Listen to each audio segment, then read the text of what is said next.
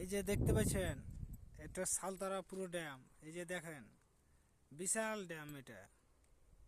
এটা সালতারা পুরো বিশাল ড্যাম দেখতে পাচ্ছেন।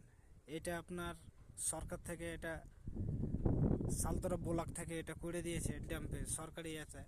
এটা লজ, যেন বাহিরকার লোকজন আইলে, অফিসার গালা আইলে, বাহিরকার ম্যাডামেরা আইলে যেন এখানে থাকতে পায়, তার জন্য এটা সরকারি। কেউ যদি মানে লিজে লায়, এটা টেন্ডার পাস করে বছরে এটা নিতে পারবে, যে চালাতে পারবে, এটা করেছে।